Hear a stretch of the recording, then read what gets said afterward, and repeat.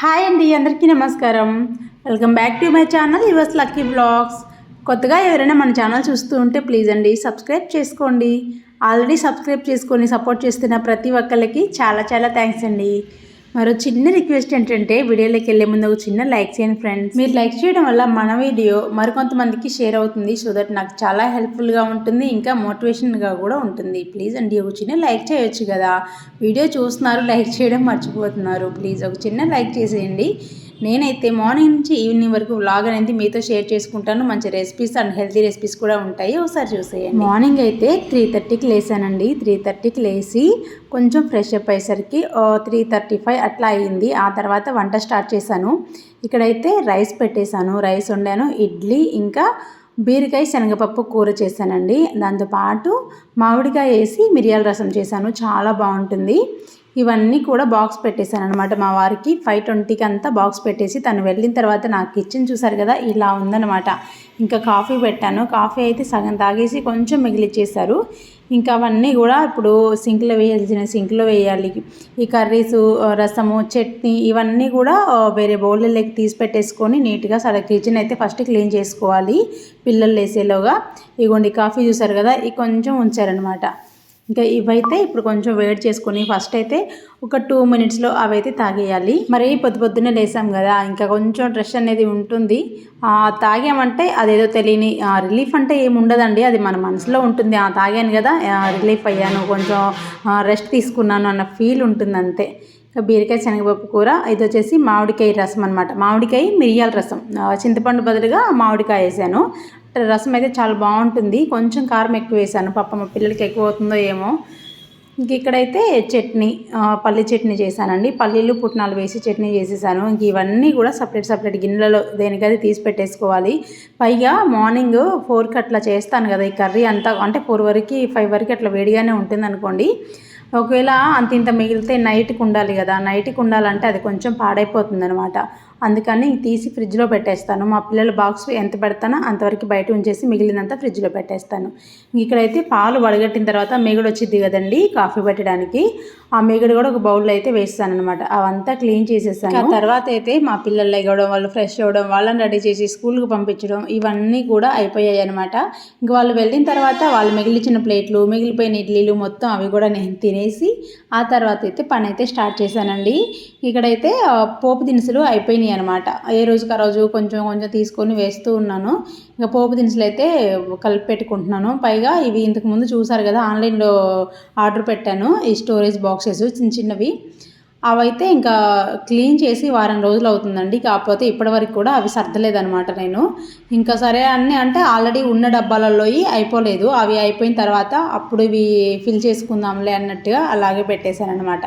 ఇంకా కొబ్బరి పొడి, ధనియాల పొడి, కారము, పోపు దినుసులు ఇవన్నీ కూడా వీటిల్లోకి షిఫ్ట్ చేసేసుకుంటున్నాను. ఆల్రెడీ ఉన్న డబ్బాలు ఏంటంటే కొంచెం చాలా నుంచి వాడుతున్నాను అవి ప్లాస్టిక్ డబ్బాలు. ఇంక మరీ అంత ఎక్కువ వాడకూడదు కదా ప్లాస్టిక్ కూడా. పైగా ఉప్పు కారం పెట్టే అయితే ఎక్కువ రోజులు అస్సలు వాడకూడదు అనమాట. అందుకని అవన్నీ కూడా తీసేసి ఇక్కడ నేనైతే ఈ డబ్బాలలోకి షిఫ్ట్ చేసుకుంటున్నాను. ముందుగా అయితే ఈ డబ్బాలన్నీ కూడా ఒకసారి పొడి గుడ్డతోటి తుడిచానండి. ఆల్రెడీ కడిగినవే, ఇంకా కడగాల్సిన అవసరం లేదు, జస్ట్ పొడి క్లాత్ తోటి తుడిచాను అనమాట. తుడిచేసి ఆ స్టాండ్ కూడా కొంచెం తుడిచేసి ఇంకా ఫోన్ మాట్లాడుకుంటూ పని అయితే స్టార్ట్ చేశాను. ఇంకా మేము ఫోన్ మాట్లాడడం స్టార్ట్ చేసాము అంటే ఒక 2-3 అవర్స్ అయితే మాట్లాడుతూనే ఉంటానండి. ఒకరి తర్వాత ఒకరు చేస్తూనే ఉంటారు. అమ్మ ఇంటి దగ్గర ఉంటే అమ్మ చేస్తుంది, చెల్లెళ్ళు ఇద్దరు చేస్తారు, అలాగే నా ఫ్రెండ్స్ చేస్తారనమాట. ఎవరి ఫోన్ కూడా స్కిప్ చేయను అనమాట. నేనైతే అందరికీ లిఫ్ట్ చేస్తాను. కాకపోతే కూర్చొని మాట్లాడాలంటే అస్సలు అవ్వదు కదా, అందుకని ఇలా ఏదో ఒక పని చేసుకుంటూ ఫోన్ అది దగ్గర పెట్టేసుకొని మాట్లాడుతూ ఉంటాను. ఇక్కడ స్పూన్లు చూసారు కదా, చిన్న చిన్న స్పూన్లు అయితే సూపర్ మార్కెట్లో తీసుకున్నానండి. ఇవి వచ్చేసి మనం షుగర్కి కానీ అట్లా వేసుకోవడానికి బాగుంటాయి, పిల్లలు ఐస్ క్రీమ్ తినడానికి కూడా బాగుంటాయి చిన్న స్పూన్లు అని చెప్పేసి అవైతే తీసుకొచ్చాను. బాగున్నాయి ముద్దుగా. ఇంకా మార్నింగ్ మా వారు వెళ్ళిన తర్వాత కాఫీ తాగేసి ఇదిగోండి ఈ కొత్తిమీర, పుదీనా ఒలుచుకున్నాను అనమాట. పిల్లలు లెగవడానికి టైం పడుతుంది కదా, 5:30కి అట్లా స్టార్ట్ చేస్తే 1 అవర్ పట్టింది నాకు. కొత్తిమీర పుదీనా వలవడానికి కొంచెం ముదిరిపోయిన ఆకు అలాగే లేత కాడలన్నీ ఒక బుట్టలో వేసుకున్నాను. ఇదిగోండి కొత్తిమీర కూడా బాగా ఫ్రెష్గా ఉన్నది, లేతగా చిగుర్లు ఉంటాయి కదా, అదొక సైడు, కొంచెం ముదిరిపోయింది ఒక సైడు. ఇలా బాక్స్లో పెట్టుకొని అడుగున ఒక పేపర్ వేసాను, పైన కూడా ఒక పేపర్ వేసి ఈ విధంగా సర్దుకున్నాను అనమాట. ఇది వచ్చేసి పుదీనా అయితే ఆల్మోస్ట్ పాడైపోయింది, కొంచెం లేట్ అయింది అనమాట క్లీన్ చేయడానికి, ఐ మీన్ ఒలిచి పెట్టుకోవడానికి.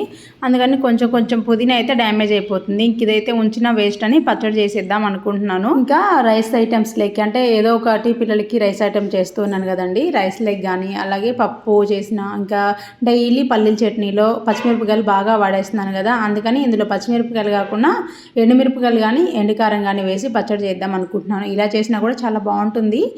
ఇది రైస్కి బాగుంటుంది, ఇడ్లీ దోశకు కూడా బాగుంటుంది అనమాట. ముందుగా అయితే కొద్దిగా ఆయిల్ వేసేసుకొని అందులో కొద్దిగా జీలకర్ర వెల్లుల్లి వేసానండి. ఆ తర్వాత కడిగి పెట్టిన పుదీనా కొత్తిమీర కాడలతో సహా వేసాను. పుదీనా అయితే కాడలు ఏమీ లేవు, లేత కాడలు తీసుకోవచ్చు. కొత్తిమీర కూడా అంతే, లేత కాడలు అంతా తీసుకొని ఈ విధంగా ఉడికించేసుకుంటున్నాను. ఉడికించి అది కొంచెం ఉడికిన తర్వాత పక్కన తీసి పెట్టుకోవాలి. వాటర్ ఏమీ వేయాల్సిన అవసరం లేదు, అందులోనే వాటర్ వస్తుంది. కాకపోతే సిమ్లో పెట్టి ఉడికించుకుంటే పచ్చడి అనేది మరి గట్టిగా లేకుండా ఉంటుంది. అది తీసి పక్కన పెట్టినాక ఒక 4-5 టమాటాలు ముక్కలుగా కట్ చేసి ఇదిగోండి అదే కడాయిలో వేసేసి ఇది కూడా మెత్తబడేంత వరకు ఉడికించి స్టవ్ ఆఫ్ చేసి పూర్తిగా చల్లార్చుకోవాలి. ఇందుకైతే మా ఫ్రెండ్ ఫోన్ చేసింది, మాట్లాడుతున్నాను. ఇప్పుడైతే అమ్మ చెల్లి కాన్ఫరెన్స్లో ఉన్నారనమాట. ఇంకా ఇలా మాట్లాడుతూ పోతే నేనైతే చెప్పాను కదా ఒక 2-3 అవర్స్, ఇంకొక రోజైతే 4 అవర్స్ కూడా ఫోన్ మాట్లాడితేనేమో.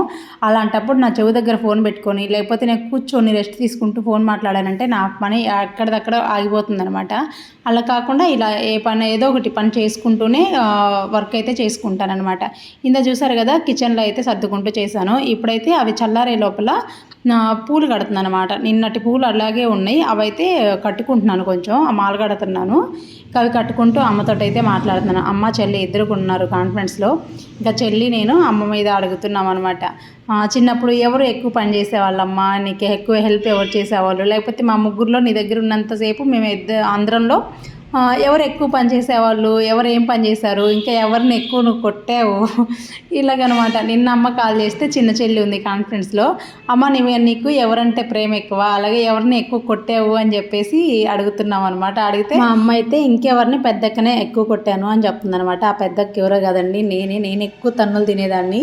స్కూల్ నుంచి వచ్చిన తర్వాత ముందు ఆటలాడుకొని ఆ తర్వాత పని చేసుకునేదాన్ని. మా అమ్మ ఏమో ముందు పని చేసుకుని తర్వాత ఆటలాడుకోవాలని చెప్పేసి మా అమ్మ చెప్పేది. అలా ఉండేదనమాట. ఇంకా లాస్ట్ అమ్మ వచ్చే స్టేజ్లో ఫాస్ట్గా పని అవ్వాలని చెప్పేసి మా చెల్లెళ్ళకి కూడా పని పురమాయించేవాళ్ళు. వాళ్ళేమో చేసేవాళ్ళు కాదు, వాళ్ళని రెండేసేదాన్ని. వాళ్ళు ముందైతే మా అమ్మ వచ్చేంతవరకు ఆడకుండా ఉంటారు. ఆ తర్వాత మా అమ్మ తీరా ఇంటికి వచ్చే మా అమ్మ కానీ మా నాన్న కానీ ఇంటికి వచ్చిన తర్వాత నేర్చేసేవాళ్ళు. అసలు ఎంత గట్టిగా ఏడ్చేదో మా రెండో చెల్లెలు అయితే. ఏమైందమ్మా అంటే అక్క కొట్టింది, ఇంకంతే. నాకు గిరుగుతాయి, డిప్పర్ తీగలు తెగిపోతాయి అనమాట. ఇప్పుడు నవ్వుతున్నాను కానీ అప్పుడైతే దేవుడా అసలు దేవుడు గుర్తొచ్చేవాడు అనుకోండి. అసలైతే ఎలా దెబ్బ తగలకుండా ఎలాగుండిపోయేదన్నంటే మందపాటి యూనిఫామ్ లంగాలు గుర్తున్నాయా మీకు ఎవరికైనా? యూనిఫామ్ లంగా చాలా మందంగా ఉండేది, అదైతే అసలు దెబ్బే తగలదనమాట. అట్లా మేనేజ్ చేసేవాళ్ళం, కానీ తగిలినట్టే యాక్ట్ చేయాలండి, లేకపోతే రెండో దెబ్బ పడిద్ది. అట్లా ఉండేవాళ్ళం. కానీ తన్నులు అయితే నాకు ఎక్కువ పడ్డాయంట, మా అమ్మ కూడా చెప్తుంది. పాపం కొట్టించుకొని నేను అలసిపోయినో లేదో కానీ నన్ను కొట్టి మా అమ్మ అయితే బాగా అలసిపోయి ఉంటుంది. ఇంకా ఫోన్ మాట్లాడడం అయితే కంటిన్యూ అవుతుందండి. అందుకే పచ్చడి జోలికి వెళ్ళకుండా ఇంకో పని పట్టుకున్నాను. ఇది ఫ్రాక్ ఒకటి మొన్న మా చెల్లి వచ్చినప్పుడు స్టిచ్చింగ్ చేసిందనమాట. దానికైతే ఉక్సులు కాజాలు వేయడం అవ్వలేదు ఇంకా, అందుకని చెప్పేసి ఈరోజు అయితే పని పెట్టుకున్నాను. ఉక్సులు కాజాలు అయితే వేసేసానమాట. ఇది డైలీ వేర్ ఫ్రాక్ కింద ఉంటుందని చెప్పేసి టాన్లో క్లాత్ తీసుకుంది. ఈ క్లాత్ వచ్చేసి బ్లౌజులకి లైనింగ్ లేకపోయినా కూడా బ్లౌజులకి బాగుంటుంది. లైనింగ్ వేసుకుంటే చాలా మందంగా ఉంటుంది అనమాట. క్లాత్ అయితే చాలా మందంగా ఉంది. జెస్సీకి అయితే లైనింగ్ వేసి ఫ్రాక్ అయితే స్టిచ్చింగ్ చేసిందనమాట. దానికైతే ఉక్సులు కాజాలు వేసాను. ఇంకా ఫోన్ మాట్లాడడం అయితే అయిపోయిందండి. దగ్గర 1.5 అవర్ అయితే ఫోన్ మాట్లాడాము. ఇంకా తర్వాత అయితే పచ్చడి అయితే మిక్సీ వేస్తున్నాను. ఒక మిక్సీ జార్లోకి మనం ముందుగా ఉడికించి పెట్టుకున్న కొత్తిమీర పుదీనా అలాగే ఉడికించి పెట్టుకున్న టమాటో వాటర్తో సహా వేసేసుకోండి. అప్పుడే పచ్చడి అనేది కొంచెం లూజ్గా ఉంటుంది. మరీ టైట్గా ఉన్నా కూడా కొత్తిమీర కాడలు కొంచెం గట్టిగా గట్టిగా అంటే పీచు ఉంటుంది కదండి, అంత బాగోదనమాట. కొంచెం టమాటో కూడా ఎక్కువగానే పడుతుంది చట్నీలకి. ఇప్పుడు దాకా ఉప్పు కారం ఏమి వేయలేదు కాబట్టి టేస్ట్కి సరిపడా ఉప్పు కారం వేసుకోండి. దానికి తగ్గట్టుగా కొంచెం పులుపుకి అయితే చింతపండు అనేది యాడ్ చేసుకోండి. మనం తీసుకున్న టమాటాలకు చూసుకొని కొంచెం పులుపు అనేది ఆ తర్వాత అయితే యాడ్ చేసుకోండి. నేను చింతపండుకి బదులుగా చింతకాయ తొక్కు వేసాను. వేసేసి వాటర్ ఏమీ వేయకుండా ఈ విధంగా గ్రైండ్ చేసుకోవాలి. ఈ పచ్చడి అయితే కొంచెం మెత్తగానే గ్రైండ్ చేసుకోవాలండి, ఎందుకంటే పీచు ఉంటుంది కదా, తినేటప్పుడు పీచు తగిలితే అంత బాగోదు నాలుగుకి. అందుకని కొంచెం మెత్తగా గ్రైండ్ చేసుకున్నామంటే పీచు అనేది తగలకుండా ఉంటుంది. కొత్తిమీర కాడలు వేసాం కదా అందుకోసమని. ఇది సేమ్ ప్రాసెస్లో ఓన్లీ కాడలు లేకుండా కొత్తిమీర పుదీనాతో కూడా చేసుకోవచ్చు. దీనికైతే కొంచెం పోపు పెట్టేస్తున్నాను. ఇది వెంటనే అయిపోతుంది అనుకుంటే మాత్రం జస్ట్ పోపు చట్నీలో వేసేసుకొని కలిపేసుకుంటే సరిపోతుంది. కొంచెం క్వాంటిటీ ఎక్కువ ఉంది కదా, నాకు ఒక 4-5 రోజులైనా స్టోర్ ఉంటుంది పచ్చడి, అందుకని చెప్పేసి పోపులోనే ఇంకొద్దిసేపు ఉడికించేస్తున్నాను అనమాట పచ్చడిని. పోపులో కూడా ఆయిల్ వేసిన తర్వాత పోపు దినుసులు వేసి ఎండుమిర్చి, కరివేపాకు, కొద్దిగా పసుపు, ఇంగు వేసాను టేస్ట్ కోసం. ఇంగు అయితే ఉంటే వేసుకోండి, లేకపోతే లేదు. పచ్చడి చూస్తారు కదా, భలే ఉందండి. టేస్ట్ కూడా చాలా బాగుంటుంది. రైస్కి, ఇడ్లీ, దోశకి కూడా చాలా బాగుంటుంది అనమాట. ఇదండి పచ్చడి. ఇంకా ఈవినింగ్ అయితే మా పిల్లలు చూసారా గులాబ్ జామ్ పడుతున్నారనమాట. ఎట్లా అంటే వదిలేస్తే ఒకేసారి అయిపోతుందండి, అంత ఇష్టం. కానీ ఎంత బెల్లంతో చేసినప్పటికీ కొంచెం స్వీట్ కదా, వర్షాలు పడుతున్నాయి, జలుబు అది వస్తుందని చెప్పేసి వద్దు అని చెప్తే సరే అని చెప్పి మొహాలు అయితే నల్లగా పెట్టారు. ఇంక వాళ్ళ డాడీ ఉన్నాడు కదండి, ఎర్లీ మార్నింగ్ వెళ్ళేసి వాళ్ళ డాడీ 4కి 4:30కి అంతా వచ్చేస్తారు. ఇంకా వాళ్ళ డాడీ సరే ఇచ్చేసేయి అని చెప్పారనమాట. ఇంక పైగా నేను స్నాక్స్ అయితే ఏం చేయలేదు. ఇంక సరే ఇస్తే నేను స్నాక్స్ అయితే ఏం చేయనని చెప్పాను, సరే అని చెప్పారు. జెస్సీ చూసారా, వాడి బౌల్లో చూసుకొని ఎన్ని లెక్క పెట్టుకొని మళ్ళీ ఒకటి వేసుకుంటుంది అనమాట. అరే వద్దురా జలుబు చేసిద్ది అంటే, లేదు అన్న ఎన్ని వేసుకున్నాడు లెక్క పెట్టుకొని నేను వేసుకుంటా అని చెప్పేసి వేస్తుంది. ఇంకా మా వారైతే డీప్ ఫ్రై ప్లస్ స్వీట్ తినరండి. డీప్ ఫ్రై అని కాదు కానీ స్వీట్ తినరు అంతగా, తనకి ఇష్టం ఉండదు. బెల్లంతో చేశానండి, పర్లేదు తినండి అని చెప్తే తింటున్నారు. ఏమన్నా తేడా ఉందా దానికి దీనికి షుగర్తో చేసిన దానికంటే? ఏం లేదు, బాగుంది అని చెప్తున్నారనమాట. టేస్ట్ అయితే నిజంగా చాలా బాగుందండి. ఎవరైనా ట్రై చేయాలనుకుంటే బెల్లంతో ట్రై చేసేయండి. బెల్లంతో ఎలా చేశాను అనేది అయితే నిన్నటి వీడియోలో పెట్టాను, ఒకసారి చూసేయండి. ఇంకా నేను కూడా కొంచెం గులాబ్ జామ్ తినేసి నా పని నేనైతే స్టార్ట్ చేశానండి. సింక్లో కొన్ని గిన్నెలు ఉన్నాయి, అంటే వీళ్ళ క్యారేజ్లో ఉన్నాయి కదా, 3 క్యారేజ్లు, అవే సింక్ నిండా అయిపోతాయి. అవి క్లీన్ చేసుకోవాలి. ఇంకా బట్టలు కూడా ఉన్నాయన్నమాట, మడత పెట్టాలి. మా వారిని అయితే పిల్లలకి హోంవర్క్ చేయించండి, నేను ఈ పని అంతా చేసుకుంటానని చెప్పాను. సరే అని చెప్పారు. పాపం ఓపిక లేదు తనకి, ఎర్లీ మార్నింగ్ లేచి వెళ్ళిపోతున్నారు కదా, ఇంకా అందుకని అంతగా ఒప్పుకుండట్లేదు. ఇంకా కానీ పని ఉందని చెప్తే చేపిస్తానన్నారనమాట. చెప్పాను అమ్మతోటి ఇలా మాట్లాడుకున్నాం, మధ్యాహ్నం నవ్వుకున్నాం అని చెప్తే, ఇంకా మీకేం పని పాటలేదుగా, అదే పనిలే, అమ్మ ఇంటికాడ ఉంటే ఇంక ఇదే పని మీకు అని చెప్పేసి మా వారు అంటున్నారు. ఇక నేనైతే బట్టలన్నీ కూడా మడత పెట్టేసుకుంటున్నాను. సైడ్ చూసారు కదా, అన్నీ కూడా అలా మంచం మీద వేసుకొని ఇంకా ఒకసారి కూర్చొని చైర్లో మడత పెట్టి చైర్లో పెట్టుకొని మళ్ళీ వచ్చేసి ఆ చైర్లో మళ్ళీ ఒక రోజు పక్కన పడేయాలి. ఇదంతా ఎందుకని అంటే చైర్లో మడత పెట్టి పెట్టానంటే మళ్ళీ ఒక రోజు అలా పెడతానమాట, నాకున్న బ్యాడ్ హ్యాబిట్ అది. అందుకని ఇదిగోండి ఇక్కడ ఒకేసారి బెడ్ మీద వేసేసి షెల్ఫ్లలో పెట్టేస్తాను, అక్కడ నిలబడి మడత పెట్టేస్తాను.